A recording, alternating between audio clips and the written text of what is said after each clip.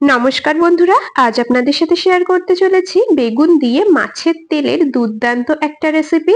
একদম ঝটপট তৈরি করে নেওয়া হয়ে যায়। সত্যি বলতে গরম ভাতে মাছের তেলের এই রেসিপি থাকলে অন্য কিচ্ছু লাগবে না, এটা দিয়েই এক থালা ভাত খেয়ে নিতে পারবেন। অনেকেই অনেক রকম ভাবে বাড়িতে মাছের তেল রান্না করে, তবে আমি যেভাবে মাছের তেলের চচ্চড়ি রান্না করি সেটাই আজকে আপনাদের সাথে শেয়ার করছি। আশা করছি আজকের এই রেসিপিটাও আপনাদের ভীষণ ভালো লাগবে।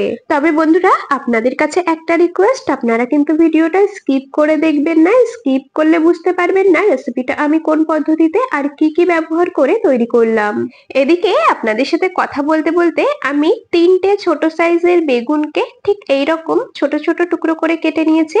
বেশ ডুমো ডুমো করে ছোট ছোট করে কেটে নিয়েছি। আর বেগুনগুলোকে কাটার আগে একবার ধুয়ে নিয়েছিলাম, আর কাটার পরে আরেকবার পরিষ্কার করে ধুয়ে নেব, তাহলে বেগুনগুলো কালো হয়ে যাবে না। দেখুন, বেগুনগুলো কেটে নেওয়ার পরে আরেকবার পরিষ্কার করে ধুয়ে নিয়েছি। আর বেগুনগুলোকে এইরকম একটু ছোট ছোট ডুমো ডুমো করে কেটে নেবেন। বেগুনের পাত্রটাকে সাইডে সরিয়ে রাখলাম।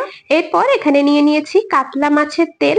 আপনারা চাইলে কিন্তু রুই মাছের তেল দিয়েও রেসিপিটা তৈরি করতে পারেন। তেলটাকে আগে থেকেই আমি পরিষ্কার করে নিয়েছি, বেছে ধুয়ে নিয়েছি। তেলের মধ্যে যা নাড়ি ছিল সেগুলোকে কিন্তু বেছে বেছে ফেলে দিতে হবে।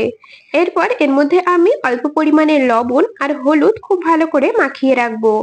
বন্ধুরা, আমি কাজটা করতে থাকি আর আপনারা কিন্তু অবশ্যই আমাকে এই সময়টা কমেন্টসে জানিয়ে যাবেন আপনারা কে কোন জায়গা থেকে আমার আজকের এই রেসিপিটা দেখছেন, তবেই না আপনাদের কমেন্টসে ধন্যবাদ জানাতে পারবো। লবণ হলুদ দিয়ে মাছের তেল খুব ভালো করে মেখে নিয়েছি। এখন এটাকে সাইডে সরিয়ে রাখলাম। রান্নাটা করার জন্য চলে এলাম ওভেনের কাছে। ওভেনে বসিয়ে দিয়েছি একটা কড়াই।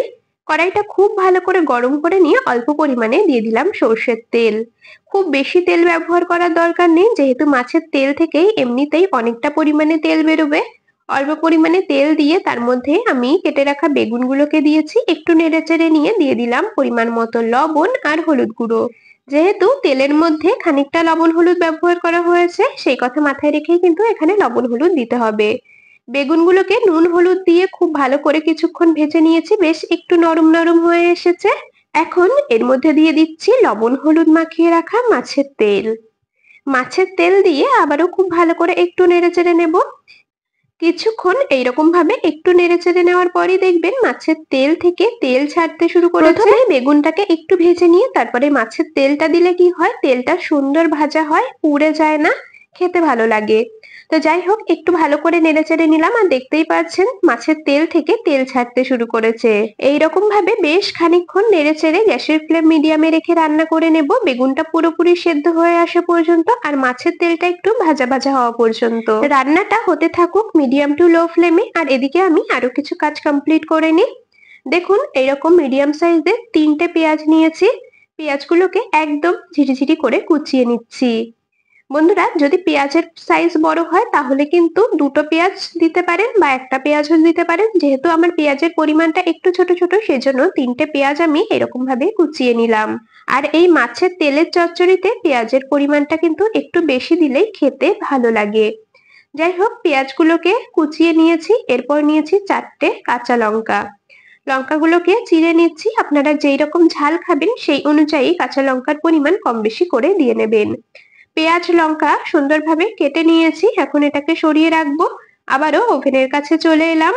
দেখুন, মাছের তেলটা কিন্তু বেশ সুন্দর করে একটু ভাজা ভাজা হয়ে গেছে, বেশ খানিকটা তেল ছেড়ে দিয়েছে। এই সময় এর মধ্যে কুচিয়ে রাখা পেঁয়াজ আর লঙ্কাগুলোকে দিয়ে দেব।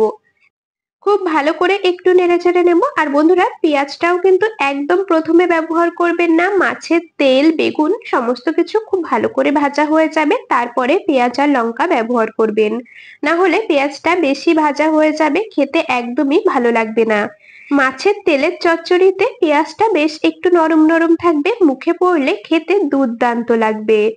তো যাই হোক, খুব ভালো করে পেঁয়াজ দিয়ে একটু নেড়েচেড়ে নিয়ে আমি সামান্য পরিমাণে দিয়ে দিলাম শুকনো লঙ্কার গুঁড়ো, যাতে সুন্দর একটা কালার আসে সেই জন্য। এইরকম ভাবে কিছুক্ষণ রান্না করে নেব, পেঁয়াজগুলো একটু নরম হয়ে আসা পর্যন্ত, কাঁচা লঙ্কাটা একটু সুন্দর ভাজা ভাজা হওয়া পর্যন্ত।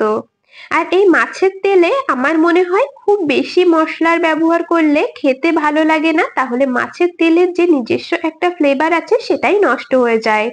সেজন্য আমি কিন্তু এর মধ্যে দেখতেই পেলেন খুব বেশি মশলা ব্যবহার করলাম না, একদম অল্প কিছু মশলা দিয়েই তৈরি করে নিলাম।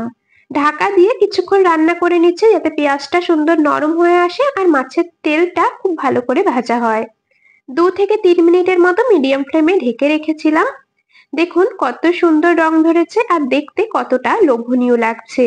আর বেশি ভাজবো না, বেশি সময় রান্না করব না, এখন এটাকে নামিয়ে নেব একটা পাত্রে। বেগুনগুলো খুব ভালো মতো করে সেদ্ধ হয়ে গেছে। গরম গরম ভাতের সাথে মাছের তেলের চচ্চড়ি পরিবেশন করার জন্য একদম রেডি। একটা পাত্রে নামিয়ে নিচ্ছি। বন্ধুরা দেখুন দেখতে কতটা লোভনীয় লাগছে। সত্যি বলতে গরম ভাতে মাছের তেলের এই রেসিপি থাকলে অন্য কিচ্ছু লাগবে না, এটা দিয়েই এক থালা ভাত খেয়ে নিতে পারবেন। আপনাদের রেসিপিটা কেমন লাগলো অবশ্যই কিন্তু কমেন্টসে জানিয়ে যাবেন। যদি ভালো লেগে থাকে তবে ভিডিওটিতে একটি লাইক আর বন্ধুদের মধ্যে অনেক অনেক শেয়ার করে দেওয়ার অনুরোধ রইল। আর বন্ধুরা আপনাদের কাছে একটা রিকোয়েস্ট, যদি আপনারা রেসিপিটা ইউটিউব চ্যানেল থেকে দেখে থাকেন তবে চ্যানেলটি সাবস্ক্রাইব করে রাখবেন, আর যদি ফেসবুক পেজ থেকে দেখে থাকেন পেজটিকে ফলো করে রাখবেন এইরকম আরো দারুণ দারুণ রেসিপির আপডেট সবার আগে পাওয়ার জন্য। তাহলে আজ এখানেই শেষ করছি, আবার দেখা হবে পরবর্তী কোনো রেসিপির সাথে। ততক্ষণ সকলে ভালো থাকবেন, সুস্থ থাকবেন।